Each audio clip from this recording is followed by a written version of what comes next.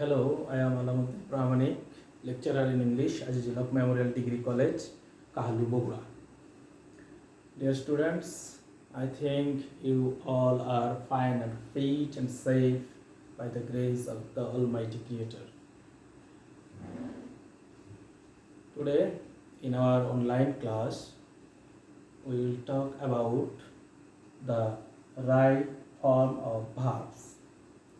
It is in your syllabus, so you have to learn it very clearly. You know how the question will come at the exam.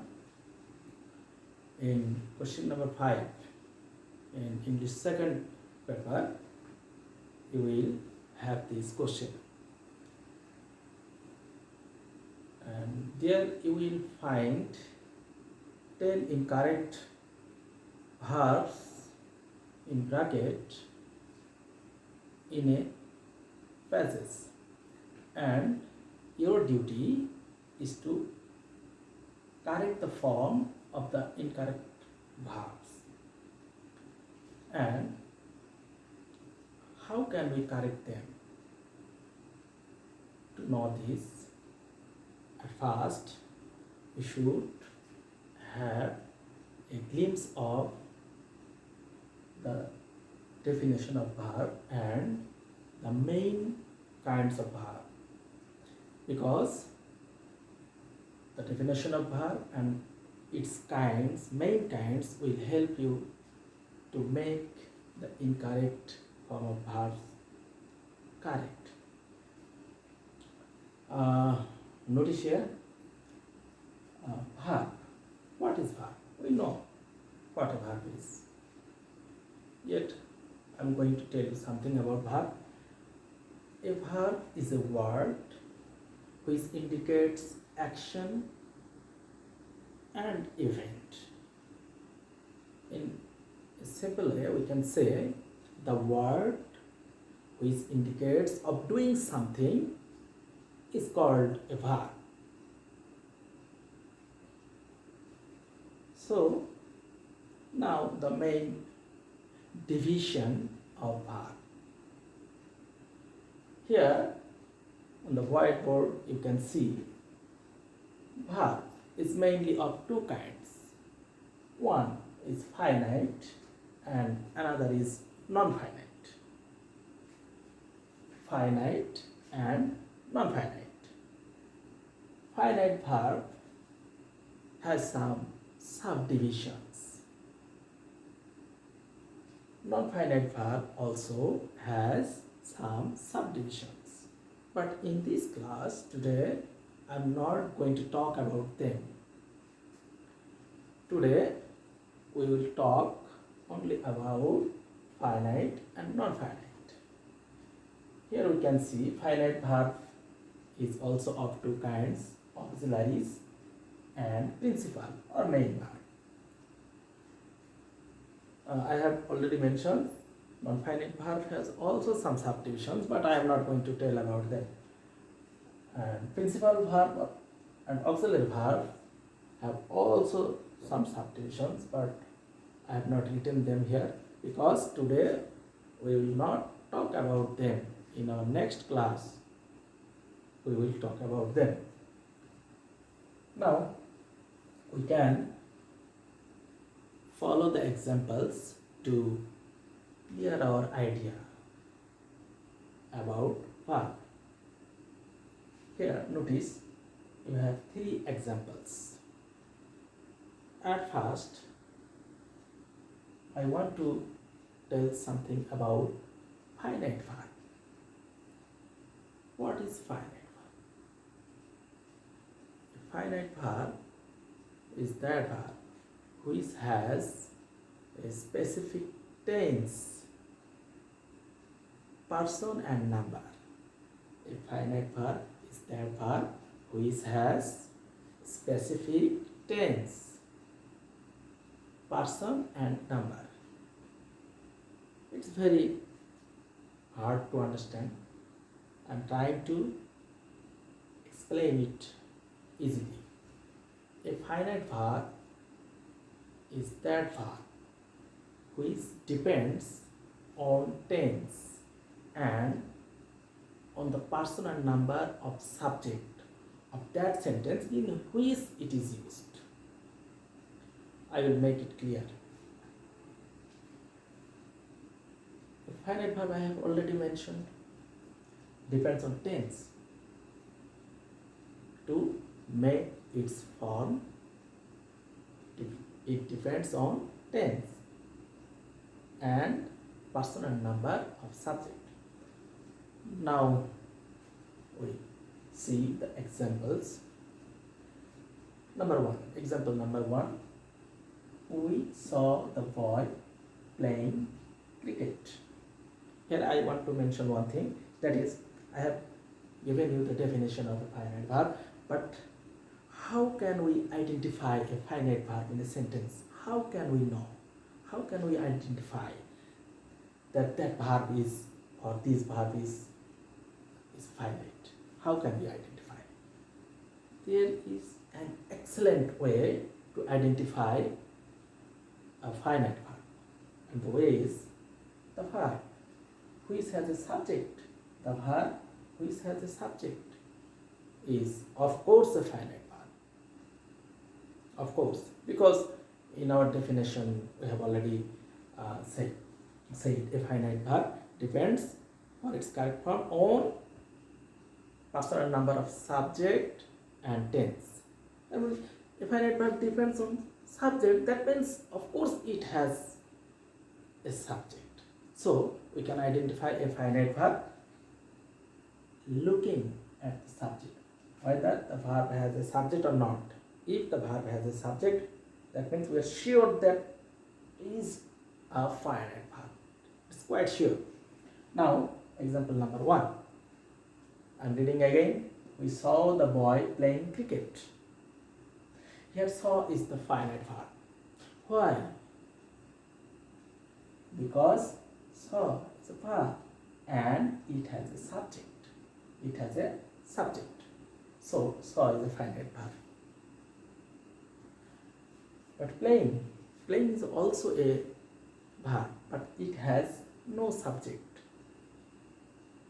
It has no subject, so it is not a finite verb. So what it is? It is a non-finite verb. The verb which has a subject is a finite verb, and the verb which has no subject is a non-finite verb. So saw is a finite verb. Here the sentence is in past indefinite tense. The sentence is in past indefinite tense. Why? Because we know if the finite verb is in past form, so the sentence is in past form, in past tense. Here the structure is showing us that the sentence is in past indefinite tense, because the form of this verb is past. So saw is a finite verb because it has a subject and it is in past form. According to the tense, it is also finite because the sentence is in past form. Now, example number 2. We see the boy playing cricket. The two sentences are same, but in tense they are different. Number 1, it is in past indefinite tense. Number 2, it is in present indefinite tense, because saw has become see. See is the present form of saw. So it is present indefinite tense. Here is a point. Saw, see are the saw and see are the finite verb because both of them has subject. So they are finite. I have at first mentioned a finite verb depends on tense for its form. Here the tense is past indefinite and here the tense is present indefinite. The tense of the sentence has been changed. For this reason, the finite verb has also been changed. Here it was so, now it is see. So, in accordance with tense, on the basis of tense, it has been changed. And we have already learned the verb which is changed depending on the tense is finite verb. So, these are finite verb. Example number 3. Father sees the boy playing cricket. This sentence is also in present indefinite tense. But here we can see another thing, that is with the verb see, is. Of course it is correct because the subject father is third person singular number, and we know that if the subject of a sentence is third person singular number, then the finite verb will add an s or es with it. And for this reason, she has become sees, because the subject is third person singular number.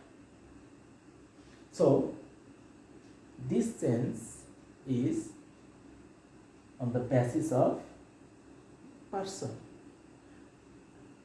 and number. Person and number. The subject is third person singular number. So we have added an is with the verb see. So we have seen that according to tense, the verb has been changed, and according to the person and number of the subject, the verb is also changed. So, saw, see, sees are the finite verb. Playing, playing, playing. Non-finite verb. I have already said, because here tense has been changed, subject has been changed, but playing has not been changed. In all types of sentences, playing is always playing.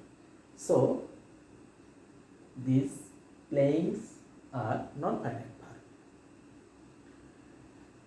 Okay, now we can go to our main topic, right form of verb.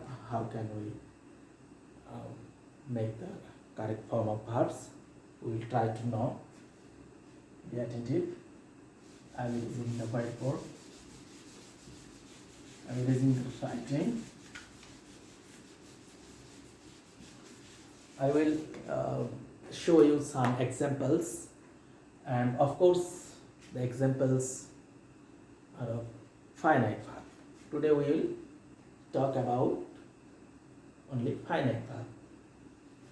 Finite verb, how can we make them correct?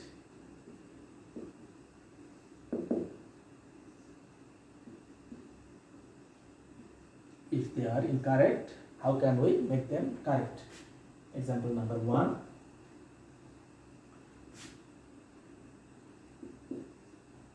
The student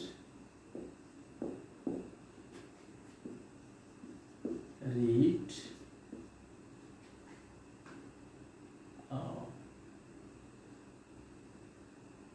books in the morning. In the morning.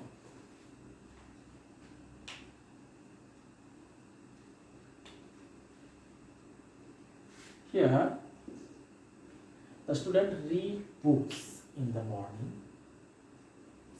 Very easy and simple sentence. The subject is third person singular number, and read is of course a finite verb, because we have already learned the verb read has a subject, so it's the finite verb. And finite verb will be changed or correct its form, we can say, on the basis of subject and tense. This sentence is in the present indefinite tense. Someone can say it past indefinite tense, but we are not going to the past tense. It is, we take it as present indefinite tense. The student read books in the morning. The subject is third person singular number. So the correct form of verb is reads. Reads, because subject is third person singular number. Very easy and simple example. Now I am going to give you another example. The boy and the girl work in a mill. The boy and the girl work in a mill. ছেলেটি এবং মেয়েটি একটি মিলে কাজ করে। Present tense, একটি মিলে কাজ করে।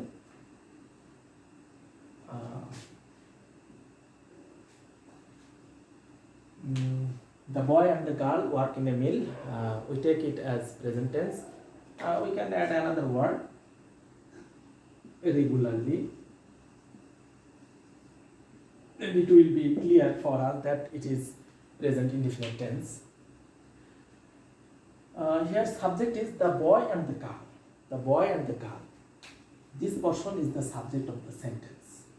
Here the subject is not in singular form. The subject is in plural form because there are two persons here. One is boy and another is girl. So the subject is in plural form. We know if subject is third person singular number, then the finite verb will add an s with it or es. But if the subject is third person plural number, then we don't need s or es with the finite verb. So the correct answer is what? Because the subject is third person plural number. Next, example number 3. I am writing another sentence. The man or his friends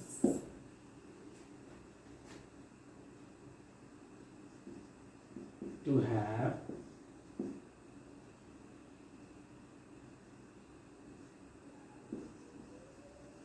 done it.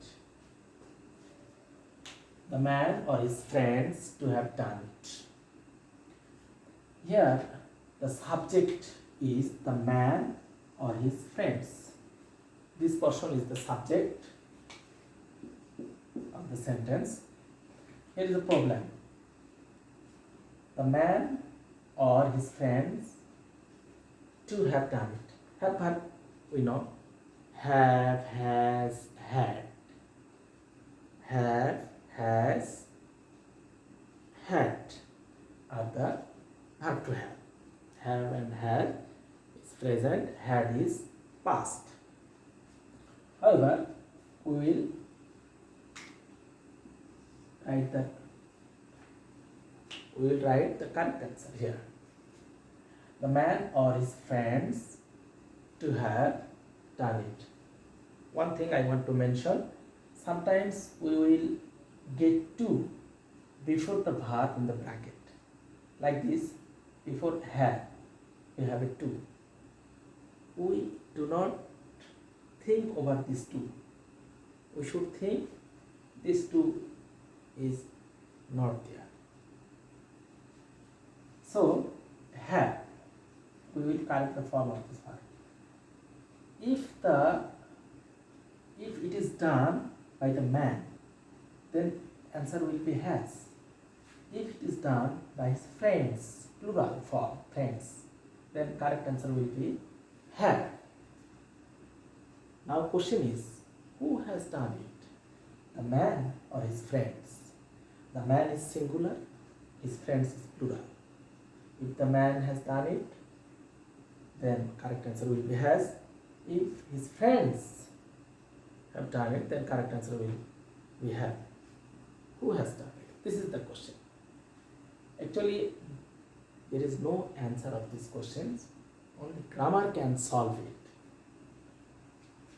If we have or nor, if we have or nor in the subject, then the noun or pronoun after or and nor will make the correct form of verb. Clearly, I am saying clearly, finite verb will follow the noun or pronoun after or nor. The finite verb follow the noun or pronoun after or nor. So here we have to write the correct answer according to his friends, because his friends is after the conjunction or. I have already mentioned, after or nor we will have noun or pronoun, and that noun or pronoun will indicate what the correct form of verb will be. Now the correct answer is have. I am again saying have verb is have, has, had. Here his friends is plural, so the correct answer is have, because have is also plural. Now another example. She as well as her daughters.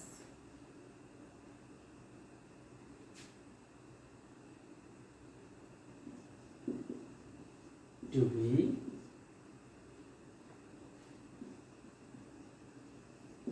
honest.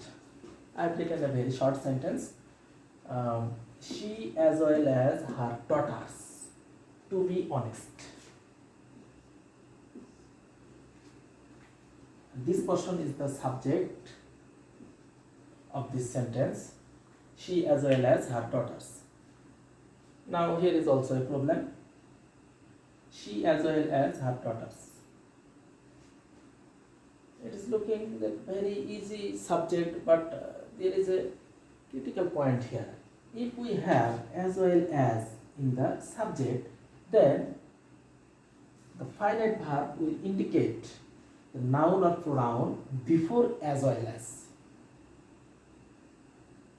I repeat, she as well as her daughters.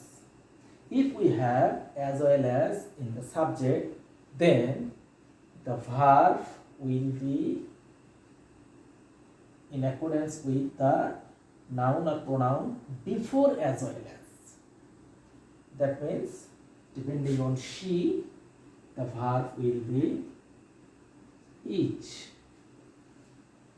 She, each. So we can compare these two sentences. If we have or nor in the subject, then the verb will follow the noun or pronoun after or nor. But if we have as well as in the subject, then the verb will follow the noun or pronoun before as well as. Here have and here is. Is for she and have for his friends.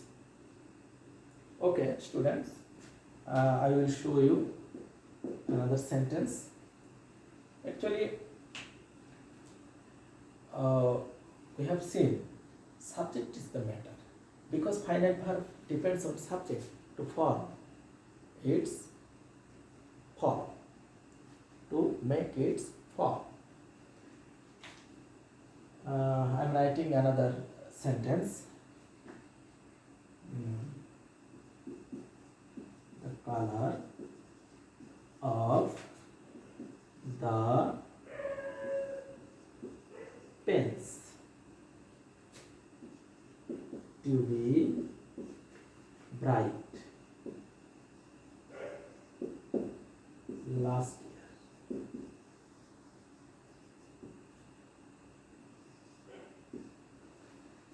the color of the pens to be bright last year.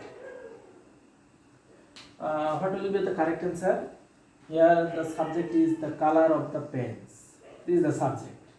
Some students will write the answer are, because we have pens here. Pens are.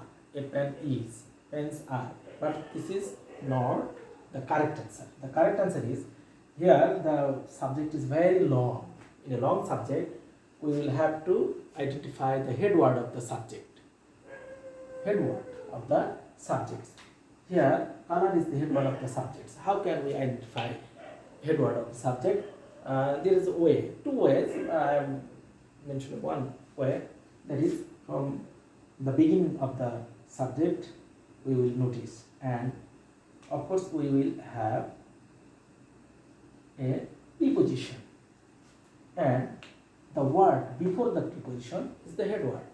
The word noun or pronoun, it may be before the preposition, the word noun or pronoun is the head word of the subject, and this head word will make the correct form of verb.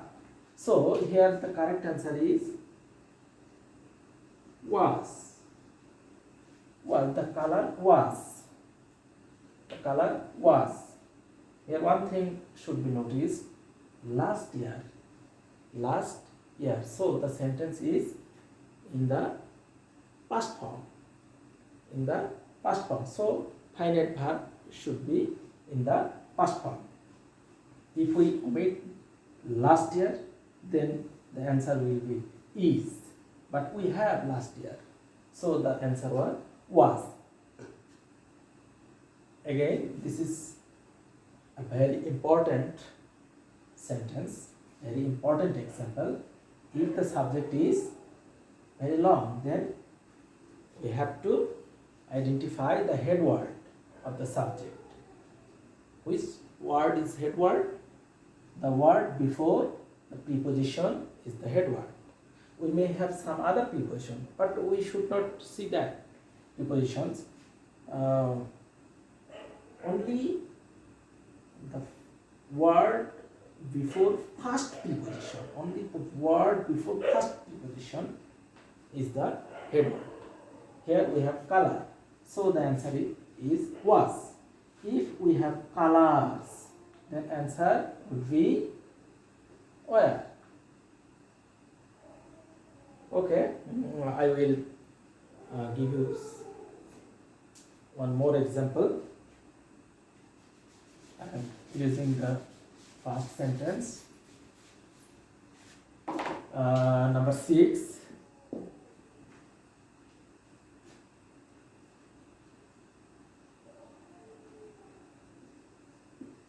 It is I who to be your English teacher. It is I who to be your English teacher. To be verb. Am, is, are, was, were are the to be verbs. It is I who to be your English teacher.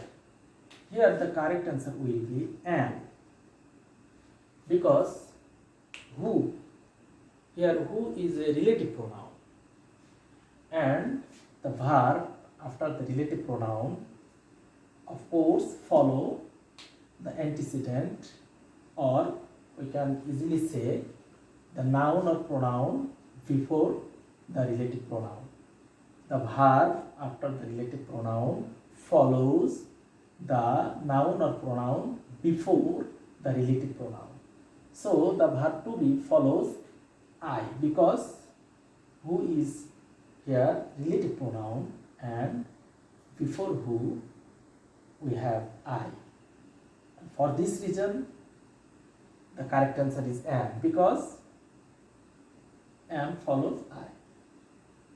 After I we write verb am. So am is the correct answer. If here is